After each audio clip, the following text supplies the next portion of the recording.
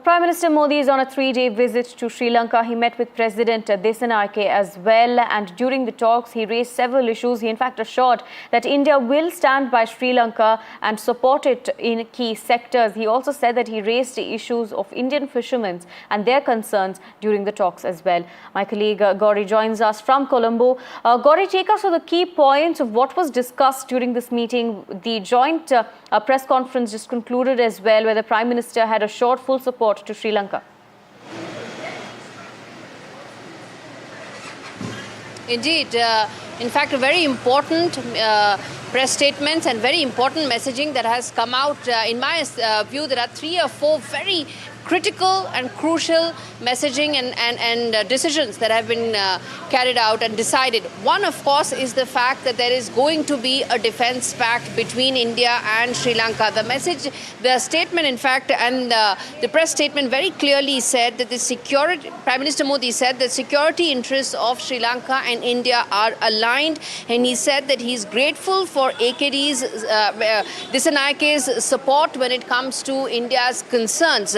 This comes in the backdrop of growing Chinese presence in the Indian Ocean region, something that India had raised earlier, which President Dissanayake, when he was in India, did clarify and assuage all those concerns. And taking that forward, there is now a defense pact that India and Sri Lanka will enter into, ensuring that the strategic and defense interests of both countries are in fact addressed. He also went on to say that the Colombo Security Conclave and the Indian Ocean region are the 2 areas where the 2 sides will work together more and engage deeply when it comes to the strategic and military aspects. So that's the first key takeaway of this visit.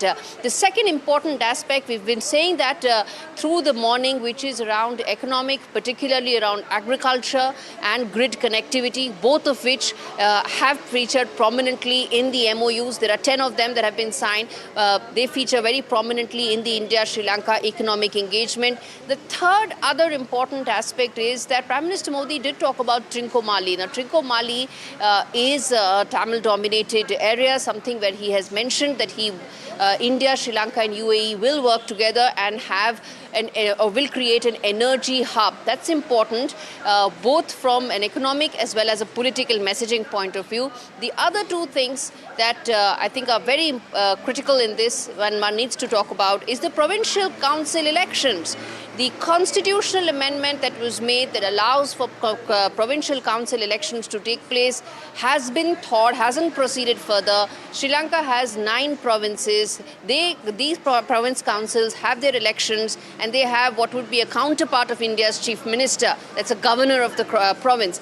That hasn't happened, something that many people, particularly those of the Tamils, have said time and again, that their representation it gets compromised. So that, I think, for the Prime Minister to make a reference about provincial council elections is very significant, and so is the reference about fishermen, something that's a festering issue between India and Sri Lanka. But Prime Minister said that it needs to be seen with a humanitarian approach. Will there be now a greater clarity in terms of what happens to the recurring issue of fishermen in India and Sri Lanka? That remains to be seen, but these are, I think, some of the key highlights of that very important meeting that just concluded a short while back. Right, Gauri, thank you for bringing us those details. Let's quickly listen into what Prime Minister Modi had to say. हमारी neighbourhood first policy और vision महासागर दोनों में श्रीलंका का विशेष स्थान है।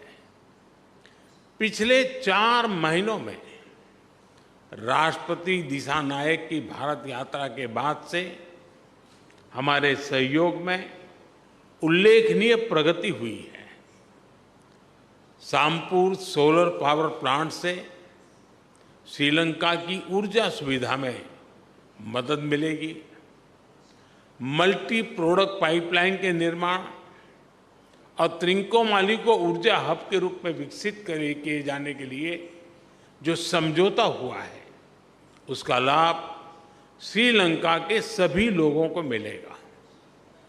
दोनों देशों के बीच ग्रिड इंटरकनेक्टिविटी समझौते से श्रीलंका के लिए बिजली एक्सपोर्ट करने के विकल्प खुलेंगे।